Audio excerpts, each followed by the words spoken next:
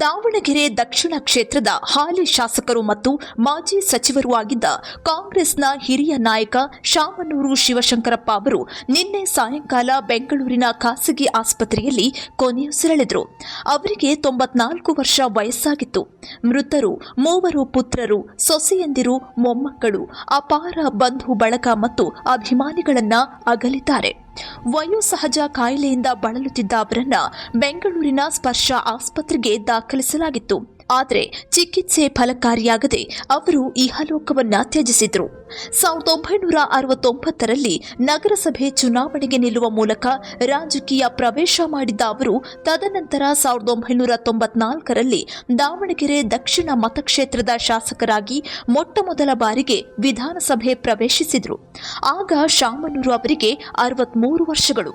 1994, 2004, 2008, 2013, 2018, 2023ರ ವಿಧಾನಸಭೆ ಚುನಾವಣೆಯಲ್ಲಿ ಸ್ಪರ್ಧಿಸಿ ಗೆಲ್ಲುವ ಮೂಲಕ 6 ಬಾರಿ ಶಾಸಕರಾಗಿ ಆಯ್ಕೆಗೊಂಡಿದ್ದ ಶಾಮನೂರು ಶಿವಶಂಕರಪ್ಪ ಅವರು 2013ರಿಂದ 2016ರ ಅವಧಿಯಲ್ಲಿ ಕೃಷಿ ಮಾರುಕಟ್ಟೆ, ತೋಟಗಾರಿಕೆ ಸಚಿವರಾಗಿಯೂ ಸೈ ಎನಿಸಿಕೊಂಡಿದ್ರು. ಈ ನಡುವೆ 1997ರಲ್ಲಿ ದಾವಣಗೆರೆ ಲೋಕಸಭಾ ಕ್ಷೇತ್ರಕ್ಕೆ ನಡೆದ ಮಧ್ಯಂತರ ಚುನಾವಣೆಯಲ್ಲಿ ಸ್ಪರ್ಧಿಸಿ ಗೆದ್ದು 1 ಬಾರಿ ಸಂಸದರಾಗಿಯೂ ದೆಹಲಿ ಸಂಸತ್ ಭವನದ ಮೆಟ್ಟಿಲನ್ನು ಹತ್ತಿದವರು.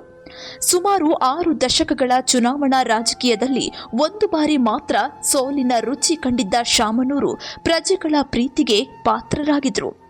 ಸುದೀರ್ಘ ಕಾಲದವರೆಗೆ ಕೆಪಿಸಿಸಿ ರಾಜ್ಯ ಘಟಕದ ಕೋಶಾಧ್ಯಕ್ಷರಾಗಿದ್ದ ಇವರನ್ನ ಕಾಂಗ್ರೆಸ್ ಪಕ್ಷದ ಖಾಯಂ ಖಜಾಂಚಿ ಅಂತಲೂ ಕರೆಯಲಾಗ್ತಿತ್ತು. 2012ರಿಂದ ಇಲ್ಲಿಯವರೆಗೆ ಅಖಿಲ ಭಾರತ ವೀರಶೈವ ಮಹಾಸಭಾದ ರಾಷ್ಟ್ರೀಯ ಅಧ್ಯಕ್ಷರಾಗಿ ಸೇವೆ ಸಲ್ಲಿಸಿದವರು. 2016ರಲ್ಲಿ ರಾಜ್ಯದಲ್ಲಿ ವೀರಶೈವ ಲಿಂಗಾಯತ ವಿವಾದವು ತಾರಕಕ್ಕೇರಿದಾಗ ವೀರಶೈವ ಲಿಂಗಾಯತರು ಬೇರೆ ಬೇರೆ ಅಲ್ಲ, ಬದಲಾಗಿ ಅವೆರಡೂ ಒಂದೇ ಎಂಬ ದಿಟ್ಟ ನಿಲುವು ಪ್ರಕಟಿಸುವ ಮೂಲಕ ಎಲ್ಲರ ಮೆಚ್ಚುಗೆಗೆ ಪಾತ್ರರಾಗಿದ್ದರು. ಜೊತೆಗೆ ಅಂದು ಸಿಎಂ ಆಗಿದ್ದ ಇದೇ ಸಿದ್ದರಾಮಯ್ಯನವರಿಗೆ ಮುಜುಗರ ಉಂಟಾಗುವಂತೆ ಮಾಡಿದ್ದ ನಿಷ್ಠುರ ರಾಜಕಾರಣಿ ಎನಿಸಿದ್ರು. ಮಾತ್ರವಲ್ಲ, ವೀರಶೈವ ಮಹಾಸಭಾದ ಹೆಸರಿನಲ್ಲಿ ಅದೇ ಮೊದಲ ಬಾರಿಗೆ ಲಿಂಗಾಯತ ಎಂಬ ಪದವನ್ನ ಸೇರಿಸಿದ್ರು. 1931ರ ಜೂನ್ 16ರಂದು ದಾವಣಗೆರೆಯ ಕಲ್ಲಪ್ಪ ಸಾವಿತ್ರಮ್ಮ ಎಂಬ ದಂಪತಿಯ ಸುಪುತ್ರರಾಗಿ ಜನಿಸಿದ್ದ ಶಾಮನೂರು ಅವರು ಡಿಆರ್ಎಂ ಕಾಲೇಜಿನಲ್ಲಿ ಸೈನ್ಸ್ ವಿಷಯದಲ್ಲಿ ಶಿಕ್ಷಣ ಪಡೆದಿದ್ರು. ಬಳಿಕ ಓರ್ವ ಉದ್ಯಮಿಯಾಗಿ, ರಾಜಕಾರಣಿಯಾಗಿ, ಶಿಕ್ಷಣ ಸಂಸ್ಥೆಗಳ ಮಾಲೀಕರಾಗಿ, ಗಣ್ಯ ವ್ಯಕ್ತಿಯಾಗಿ ಬೆಳೆದಿದ್ದ ಇವರು ಜನಾನುರಾಗಿ ಎನಿಸಿದ್ರು. ಅಂತೆಯೇ ದಾವಣಗೆರೆಯ ಮತದಾರರು ಶಾಮನೂರು ಕುಟುಂಬದವರನ್ನ ಯಾವತ್ತೂ ಕೈಬಿಟ್ಟಿಲ್ಲ. ಈ ಮಾತಿಗೆ ಸಾಕ್ಷಿ ಎಂಬಂತೆ ಇವರ ಮಗ ಎಸ್ ಮಲ್ಲಿಕಾರ್ಜುನ ಅವರು ಸದ್ಯ ಸಿಎಂ ಸಿದ್ದರಾಮಯ್ಯ ಅವರ ಮಂತ್ರಿಮಂಡಲದಲ್ಲಿ ಗಣಿ ವಿಜ್ಞಾನ ಮತ್ತು ತೋಟಗಾರಿಕಾ ಸಚಿವರಾಗಿದ್ದರೆ, ಅತ್ತ ಸೊಸೆ ಪ್ರಭಾ ಮಲ್ಲಿಕಾರ್ಜುನ್ ಅವರು ದಾವಣಗೆರೆ ಲೋಕಸಭಾ ಕ್ಷೇತ್ರದ ಜನಪ್ರಿಯ ಸಂಸದೆಯಾಗಿದ್ದಾರೆ.